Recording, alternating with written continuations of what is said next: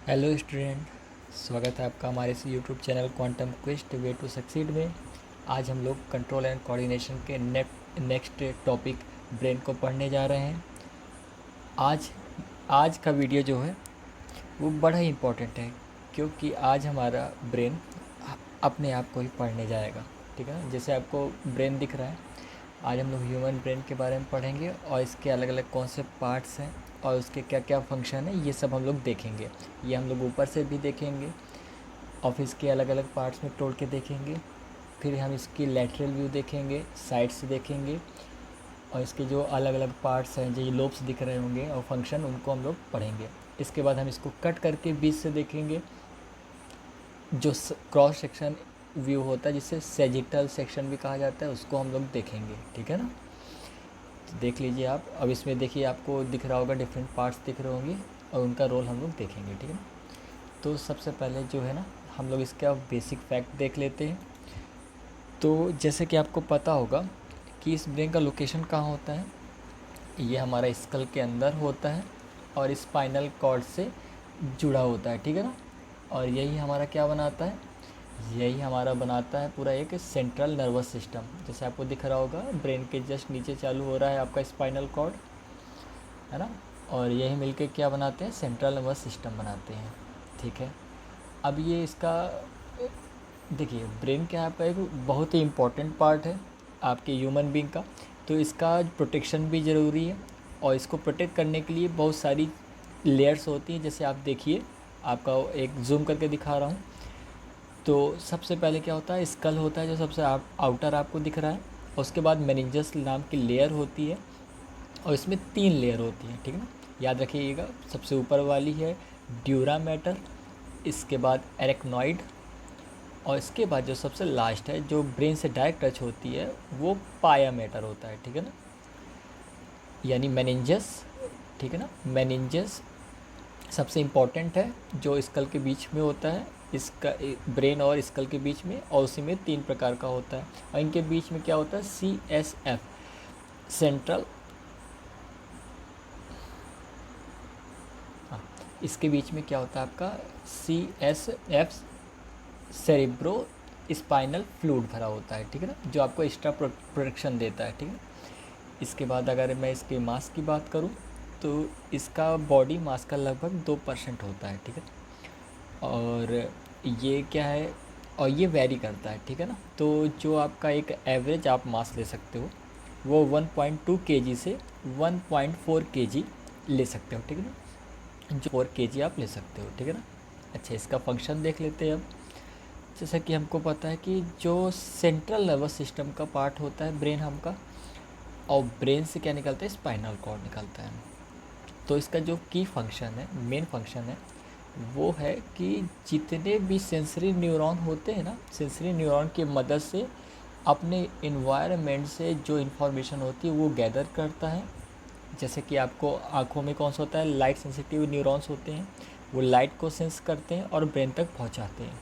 ठीक है ना, हमारी स्किन में टच सेंसिटिव न्यूरॉन्स होते हैं, हीट सेंसिटिव न्यूरॉन होते हैं। ये सारे न्यूरॉन क्या करते हैं, सिग्नल लेते हैं इन्वायरमेंट से, और इन्फॉर्मेशन को कहाँ भेजते हैं, हमारे माइंड पे भेजते हैं, ब्रेन के पास भेजते हैं। ठीक है ना, ब्रेन तक आते हैं।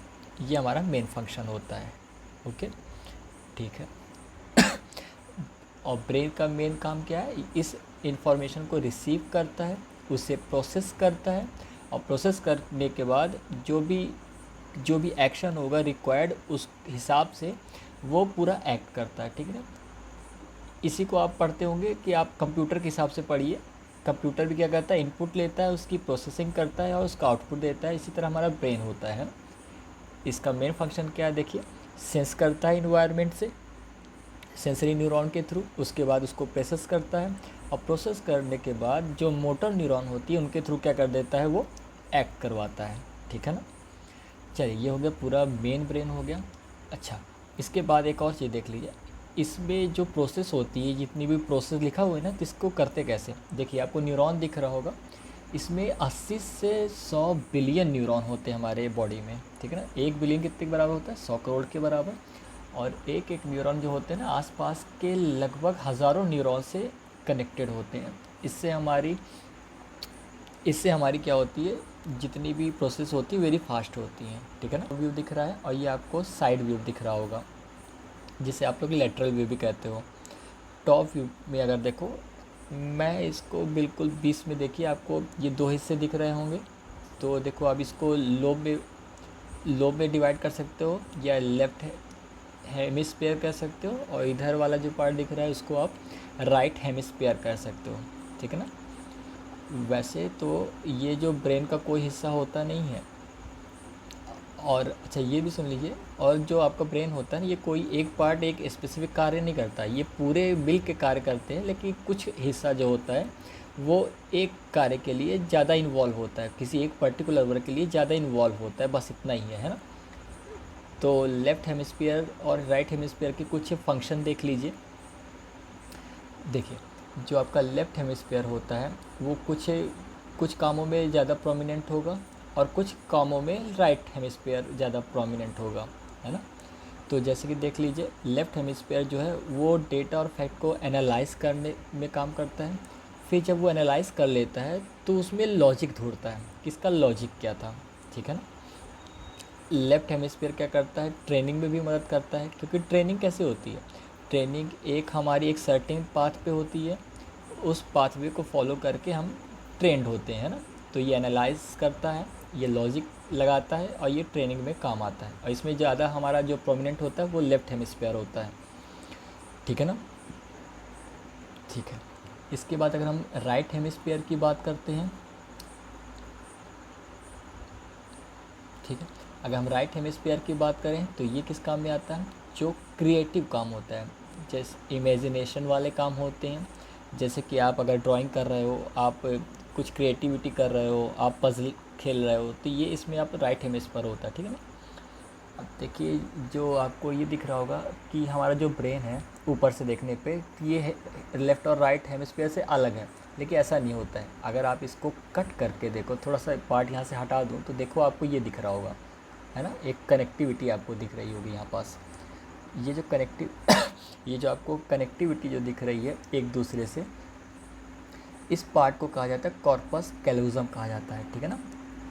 अगर मैं यहाँ से बिल्कुल बीच से कट करके देख दूँ और क्रॉस सेक्शन से देखें, तो ये देखिए आपको एक सेजिटल सेक्शन कहा जाता है। इसमें देखिए आपको ये जो आपको पार्ट दिख रहा है ना, ये जो रेड कलर का, यही क्या है, कॉर्पस कैलोज़म है, ठीक है ना।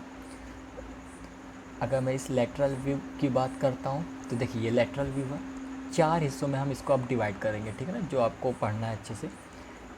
ये 4 है ना, ये एक एक हेमिस्फीयर के लेफ्ट और राइट के, ये मैंने इसको लोब में डिवाइड कर दिया है ना, 4 लोब में डिवाइड कर दिया है। तो ये जो आपको लोब दिख रहा है पहला, ये कहता है फ्रंटल लोब कहा जाता है। ये मेनली जो है ना इंटेलिजेंट के साथ एसोसिएट होता है। चलो देखिए इसका फंक्शन क्या है। ये पहला फंक्शन इसका है, स्केलेटल मूवमेंट को पार्टिसिपेट करता है, ठीक है। स्केलेटल मूवमेंट में जितनी भी हमारी वॉलेंट्री एक्शन होती है, जैसे हाथ हिलाना, चलना, ये सब को कंट्रोल कौन करता है, स्केलेटल मसल के थ्रू ही चलते हैं, और इसको रिलैक्स करवाते हैं और कॉन्ट्रैक्ट करवाते हैं, तभी हमारा स्केलेटल मूवमेंट आता है। तो ये कौन कौन काम करवाता है, फ्रंटल लोब, है ना।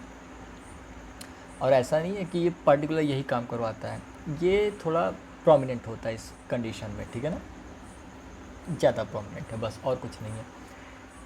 और इसके बाद ये काम क्या करेगा, इसके बाद इसका मेन काम होता है स्पीच कंट्रोल करना, और इसके बाद जो इंटेलिजेंस का ये सेक्शन होता है, तो ये मेन इसका होता है रीजनिंग में ज़्यादा ये प्रोमिनेंट होता है, ठीक है ना। अगर हम कोई भी इवेंट हो रहा है, उसके पीछे हम कोई भी रीज़न ढूंढ रहे हैं, तो उसका मेन काम कौन करता है, वो फ्रंटल लोब। और दूसरा ये नंबर के साथ एसोसिएट होता है, जो सिंपल हमें नंबर समझ में आते हैं ना, तो वो न्यूमरेसी यही काम करती है, ठीक है ना। यानी आप ये याद रखिए कि आपको कोई भी, अच्छा ये वाला देखिए, टेम्पोरल लोब देख लीजिए। टेम्पोरल लोब मेनली है सुनने का काम करता है, ठीक है ना। मेन इसका देखिए काम ऑडिटरी है, परसेप्शन है, किसी की आवाज़ सुनकर आप समझ रहे हो कि किसकी आवाज़ है या उसका कुछ मतलब निकल रहा है, तो ये कौन देख रहा होगा, ये टेम्पोरल लोब देख रहा होगा। और ऑब्जेक्ट रिकॉग्निशन देख रहा होगा, तो किसी चीज़ को पहचानना, है ना, ठीक है। अब ये देखिए पैरिटल लोब, ये टच के सेंसेशन को मैनेज करता है ना। इंटीग्रेटेड सेंसरी इंफॉर्मेशन, ये जितने भी आप टच करके प्रेशर से आप किसी भी चीज़ को महसूस कर पा रहे हो तो वो क्या करता है, वो ये वाला लोब संभालता है। इस देखिए लास्ट में लिखा भी हो सेंस ऑफ टच, ठीक है ना, सेंस ऑफ टच, प्रेशर, ये जो होता है ना, तो ये कौन करता है, ये पेरिटल। अब इसके बाद है ऑक्सीपिटल लोब, ये सबसे पीछे वाला भाग होता है। ये मेन विजन के साथ एसोसिएट होता है। इसका मेन काम क्या, देखिए मोशन परसेप्शन, ठीक है ना, अगर कोई मूव कर रहा हो तो कितना तेज़ मूव कर रहा है, कितना स्लो मूव कर रहा है, तो ये मोशन परसेप्शन कौन देखता है, occipital lobe. Visual special processing कौन देखता है, अच्छा देखिए अगर हम आसपास देख कर जो स्पेस का अंदाज़ा लगाते हैं ना कि कौन कितना दूर है, कौन कितना पास है, वो भी काम कौन करता है, ऑक्सीपिटल लोब करता है, ठीक है ना, तो ये याद रखिएगा। इसके बाद इसका थर्ड काम क्या है, कलर डिफ्रेंशिएशन। हम कलर पहचान पा रहे हैं कि ये पिंक है, ये येलो है, ये रेड है, तो ये कौन करता है, ऑक्सीपिटल लोब ही मैनेज करता है, ठीक है ना। ये देखिए हमने एक हेमिस्फीयर को चार चार लोब में पढ़ लिया है, ठीक है ना, और इसका सब स्पेसिफिक काम पढ़ लिया है। चलिए आगे बढ़ते हैं। अब इसका सेजिटल सेक्शन को हम लोग देखते हैं, ठीक है ना। ये है आपका सेजिटल सेक्शन है आपका ब्रेन का। अब हम इसको 3 हिस्सों में देखेंगे। सबसे बड़ा है ये आपका है फोर ब्रेन, जो आपको दिख रहा होगा, ठीक है। इसके बाद आपको ये बीच का जो हिस्सा दिख रहा है वो क्या है, मिड ब्रेन है। और ये जो लास्ट में सबसे ग्रीन में दिख रहा है वो है आपका हिंड ब्रेन है, ठीक है ना। हाइंड भी पढ़ सकते हो आप, हिंड भी ब्रेन है। अब इसका अलग अलग काम देख लेते हैं, फोर ब्रेन को देखते हैं। तो फोर ब्रेन को अलग से अब हम देखेंगे। देखिए ये जो बाहर वाला हिस्सा सबसे बड़ा है वो सेरिब्रम कहलाता है। इसे अच्छा, इसके पहले जो हम लोग लोब्स देख रहे हैं तो मेजर हम लोग सेरिब्रम ही पढ़ा है ना। उसी में जो 4 भागों में बांटा है तो वो सेरिब्रम को ही लगभग बांटा है हमने। तो जो फंक्शन उनके थे वही फंक्शन इसका भी है। देखिए जितने भी वॉलेंट्री एक्शन है वो सेरिब्रम हैंडल करता है। ये परसेप्शन भी क्रिएट करता है, ठीक है ना। जितनी भी ऑडिटरी था, सेंसरी था, है ना, ये परसेप्शन कौन हैंडल करता है, ये आपका सेरिब्रम करता है। इसके बाद इंटेलिजेंट का पूरा हब ये क्या होता है, सेरिब्रम होता है। जितने भी इंटेलिजेंस वाले काम होते हैं, याद रखना, कोई चीज़ को रीजनिंग लगा लेना, वो उसी का होता है, सेरिब्रम का। देखिए ऑरेंज कलर का सेक्शन देखिए, ये किसका है, ये भी आपका फोर ब्रेन का भी पार्ट है, लेकिन इसमें बहुत सारे पार्ट हैं, ये कोई स्पेसिफिक हिस्सा नहीं है। देखिए इसमें हम और पार्ट में करते हैं। देखिए ये जो ऊपर का हिस्सा दिख रहा है वो क्या है, कॉर्पस कैलोजम है आपका, सबसे ऊपर वाला। यहाँ आपका पास थैलमस है, हाइपोथैलेमस है, कुछ ग्लैंड्स है जैसे पीनियल ग्लैंड, पिट्यूटरी ग्लैंड, ठीक है ना। बहुत सारे पार्ट हैं इस पार्ट में। हम मेन 2 पार्ट देखते हैं इसमें। एक है हम देखते हैं थैलमस, और इसके ठीक नीचे है आपका हाइपोथैलेमस, ठीक है ना। तो सबसे पहले हम थैलमस का देख लेते हैं। ये हमारे स्लीप को मैनेज करता है, कंट्रोल करता है, ये अलर्टनेस को कंट्रोल करता है और इंफॉर्मेशन रिले को कंट्रोल करता है, ठीक है ना। जो सेरिब्रम का जो बाहर वाला हिस्सा है, जैसे ये सेरिब्रल कॉर्टेक्स कहा जाता है, ये सेरिब्रल कॉर्टेक्स के साथ जो ब्रेन के अंदर वाला पार्ट है ना, उसके भी नीचे एक कनेक्टिविटी क्रिएट करता है जिसे हम लोग इंफॉर्मेशन रिले कहते हैं, ठीक है ना। ठीक है ना। तो ये काम हो गया थैलेमस का। इसके बाद हाइपोथैलेमस का काम देखते हैं। ये मेन काम होता है इसका बॉडी टेम्परेचर रेगुलेट करना, हंगर को और थर्स्ट को, भूख और प्यास को, और नर्वस सिस्टम एंडोक्राइन सिस्टम के बीच लिंकेज बनाता है, हार्मोनिक सिस्टम के बीच क्या करता है, ये लिंक बनाता है। तो ये सारे ग्लैंड को क्या करता है, कंट्रोल, यानी ये मेनली किसको कंट्रोल करता है, ये करता है पिट्यूटरी ग्लैंड को। और पिट्यूटरी ग्लैंड को ये संकेत देता है कि बाकी ग्लैंड जो भी वर्क करना है उनको कैसे वर्क करवाना है, कब एक्टिवेट करना है, कब डीएक्टिवेट करवाना है, ठीक है ना। ये कौन कंट्रोल करता है, हाइपोथैलेमस। ये पिट्यूटरी ग्लैंड की लोकेशन देखिए आप, यहीं से ये क्या करता है, हाइपोथैलेमस इसको कंट्रोल करता है, ठीक है ना। और पिट्यूटरी ग्लैंड पूरे ऑर्गन को, पूरे जितने भी हमारे ग्लैंड होती है उसको कंट्रोल करने का काम करती है, ठीक है ना। और वही हार्मोन जो अपने स्पेसिफिक कार्य होते हैं, वर्क होते हैं, वो अपने काम करते हैं, ठीक है ना। यानी आप समझ सकते हैं कि पिट्यूटरी ग्लैंड किसको कंट्रोल करता है, बाकी ग्लैंड्स को, और जो आपका हाइपोथैलेमस होता है वो किसको कंट्रोल करता है, आपका पिट्यूटरी ग्लैंड को, ठीक है ना। ये कनेक्टिविटी तैयार होती है। चलिए आगे बढ़ते हैं। अब आते हैं मिड ब्रेन पे। ये मिड ब्रेन क्या करता है, हमारे मोटिवेशन के लिए इम्पॉर्टेंट होता है। सबसे इम्पॉर्टेंट यहाँ याद रखिएगा, ये रेगुलेट करता है डोपामिन को। ये जो डोपामिन होता है ना, ये हमें मोटिवेशन के पीछे हमारे जिम्मेदार होता है। जब हम मोटिवेटेड होते हैं तो क्या होता है, हैबिट बन जाती है, हम उस काम को करने में हमें मज़ा आता है, यानी हम उसके पीछे क्या हो जाता है, हैबिचुएट हो जाते हैं।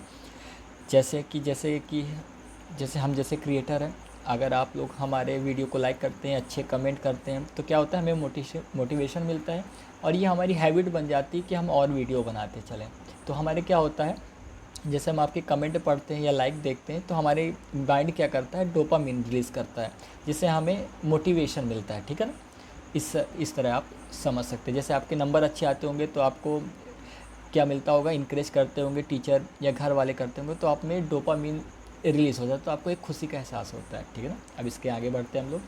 ये हाइंड ब्रेन है। तो देखिए, हाइंड ब्रेन को मैं 3 हिस्सों में स्प्लिट किया जा सकता है। देखिए, पहले देख लीजिए, अलग अलग से देख लीजिए, एक बार अलग से देख लीजिए। अब इसको, ये वाला जो हिस्सा है, ये आपको दिख रहा है सेरिबेलम, इसके बाद जो आपको पोन्स, और इसके बाद मेडुला ऑब्लिंगेटा होगा। ठीक है ना, तो पोन्स जो है, इसका काम देखिए, इसका मेन काम जो होता है, अच्छा, ये जो पोन्स और मेडुला होता है ना, ये इनवॉलेंट्री एक्शन में पार्टिसिपेट करते हैं। ठीक है ना, ऑटोमेटिक नर्वस सिस्टम के। तो पोन्स का मेन काम क्या है, पहला इसका काम है, देखिए, रिस्पायरेशन है, इसका मेन काम है रिस्पायरेशन है। दूसरा सॉलिंग है, सांस लेना है। दूसरा निगलना है, निगलने को कंट्रोल करता है। उसके बाद जो आपकी यूरिनरी ब्लैडर है, उसको कंट्रोल करता है कि कब क्या कहता है, उसको कॉन्ट्रैक्ट करना है, उसको रिलैक्स करवाना है। तो ये काम कौन करता है, पोन्स करता है। उसके बाद फेशियल एक्सप्रेशन है, आपकी जो चेहरे की एक्सप्रेशन होते हैं, उसको भी कंट्रोल करता है ये। अब मेडुला में देखिए, वॉमिटिंग, कफिंग और स्नीजिंग को कंट्रोल करता है। ठीक है ना, मेडुला ऑब्लिंगेटा। इसके बाद आइए सेरिबेलम में। सेरिबेलम है आपका इमोशन का हब है, इमोशन का सेंटर है। ठीक है ना, जितने भी इमोशन आपके होते हैं, खुशी, लव, हेट, ये सब किसके हैं, सेरिबेलम कंट्रोल करता है। इसके बाद ये अटेंशन को देखता है। ठीक है ना, अटेंशन के बाद ये कोऑर्डिनेट करता है मोशन के लिए।